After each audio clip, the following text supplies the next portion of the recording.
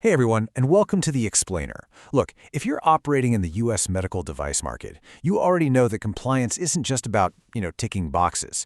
It's literally the foundation of patient safety and, honestly, business survival. So today, we're walking through the definitive guide to mastering FDA medical device compliance. We're talking about Whitehall's comprehensive training program for 21 CFR Part 820. This is a premium practitioner-grade blueprint, and it's designed to transform you and your teams into confident, absolutely audit-ready champions of quality. We've got a really clear, packed agenda today. First, we'll hit the bedrock of compliance.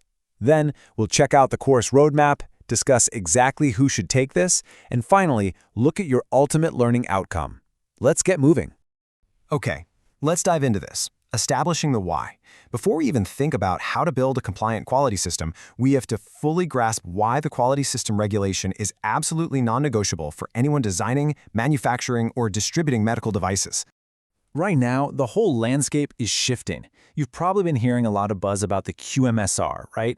The Quality Management System Regulation. Well, this is the FDA's revised framework that's actively harmonizing the legacy 21 CFR Part 820 with the international standard ISO 13485. And guys, the clock is ticking on this. It becomes fully effective on February 2nd, 2026. So this course is built specifically to bridge that critical gap, making sure you nail the core Part 820 requirements while seamlessly getting you ready for this new harmonized QMSR reality. So the crucial point is this. When an FDA investigator actually walks through your front doors, their entire playbook is mapped straight to this regulation. Every BMO and FDA inspection, every single question they throw at you, and every finding they document, it all traces directly back to a specific Part 820 subpart. Honestly, if you don't know the subparts, you're pretty much flying blind during an audit, and nobody wants that. And let's be real, when compliance fails, the timeline is totally unforgiving. It starts with your annual registration, which puts you right on the radar for a routine or for-cause inspection. If they find gaps, boom, you're handed Form 483 observations at the closeout meeting. From that exact moment, you have exactly 15 business days to formulate a solid, action-oriented written response. If you fall short there, it escalates to a highly public warning letter. Our whole goal with this course is to keep you entirely out of those final 3 stages. For sure. All right, Section 2, the course roadmap. Let's transition from the why to the what. We're going to take a rapid, logical fly-through of the 12 modules that make up the Whitehall course. This sequence brilliantly mirrors the actual life cycle of a medical device. After a quick foundation in Module 0, Lesson 1 tackles design controls because, let's face it, a design error that escapes into production reaches every single unit. Lesson 2 covers document controls, which is all about establishing your single source of truth. Then Lesson 3 hits purchasing controls simply because your supplier's mistake easily becomes your device's defect. And Lesson 4, that secures identification and traceability. As the course constantly emphasizes, if you can't find it, you can't recall it. Next, we move into the true engine room of manufacturing. Lesson 5 is all about production and process controls, basically teaching you when to monitor and when to validate. Lesson 6 details acceptance activities, ensuring literally nothing moves forward without documented evidence. Lesson 7 tackles non-conforming product, and then Lesson 8 brings us to the big one, CAPA, corrective and preventive action. CAPA is the absolute learning engine of a quality system. Plus, it's consistently the #1 category for FDA 483 citations, so we really focus heavily there. Wrapping up the sequence, we lock down the end of the supply chain in Lessons 9 and 10. That covers everything from the really severe recall risks of labeling mix-ups to cold chain distribution and installation. Lesson 11 takes a deep dive into records, and Lesson 12 closes things out with servicing and statistical techniques, which are kind of the quiet giants of the regulation. Finally, the whole thing wraps up with a comprehensive glossary and a final evaluation. And this brilliantly illustrates the practitioner-grade depth you can expect here. Lesson 11 demystifies the 3 core records, and I just love this analogy.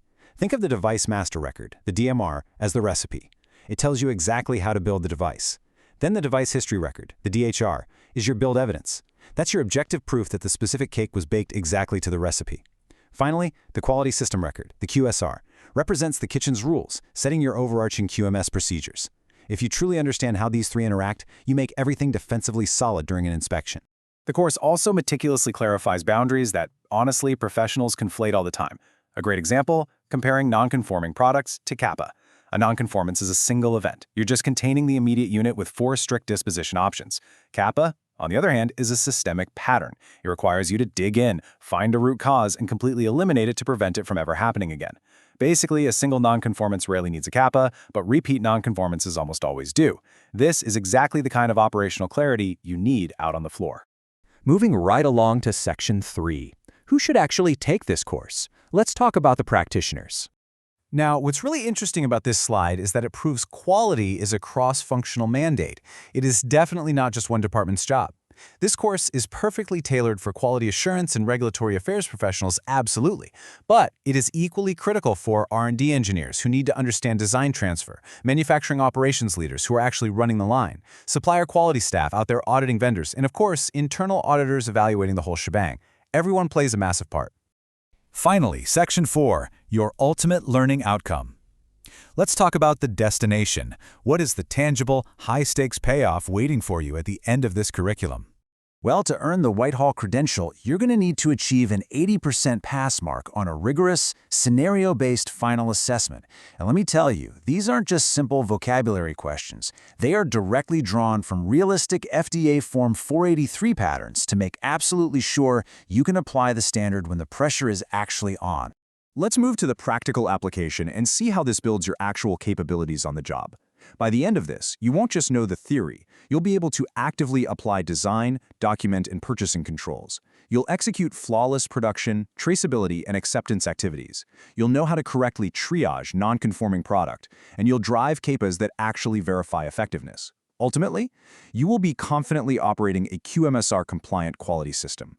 This is the true peak of the narrative, right here. The Whitehall course is the definitive transformation from reactive, stressful compliance to proactive, audit-ready confidence.